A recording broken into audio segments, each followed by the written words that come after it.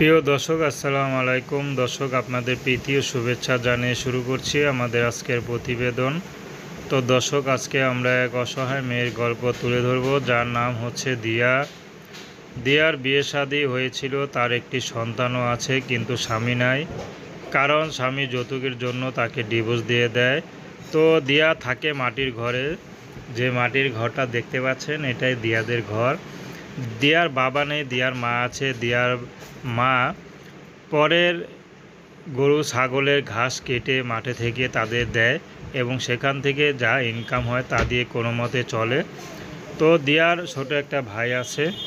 তো দিয়াই বড় ছিল। তো দিয়া বিয়ে হয়েছিল সুখের আশায়, কিন্তু সুখ সইল না। তো এখন দিয়া ইউটিউবে এসেছেন, কারণ তার সন্তানের কষ্ট আর সহ্য করতে পারছে না। তো দিয়া চাচ্ছে এখন ভালো একটা মানুষ, যে তাকে সুখে দুঃখে পাশে থাকবে, তাকে ভালোবাসবে। তেমন মানুষ যদি দিয়া পেয়ে যায়, তাহলে দিয়া জীবনে আর কিছু চায় না। তো দিয়া বিয়ে শাদী করতে ইচ্ছুক। যদি কোনো বিবাহিত বা বয়স্ক পুরুষও দিয়াকে বিয়ে করতে চায়, দিয়া বিয়ে শাদী করতে রাজি আছে। দিয়া বর্তমান তার মার কাছে থাকে, কিছু করতে পারে না, কারণ বাচ্চা রেখে, এত ছোট বাচ্চা রেখে যে কোথাও যাবে কাজে, সে ব্যবস্থা করতে পারছে না। তো দিয়া ঘরেই বাচ্চাকে নিয়ে একটা পাশের বাসায়, এক আংটির বাসায় সেলাইয়ের কাজ করে। তো প্রেম ভালোবাসা, সাহায্য সহযোগিতা, বিয়ে শাদী করা একান্ত আপনাদের ব্যক্তিগত ব্যাপার। আসসালাম।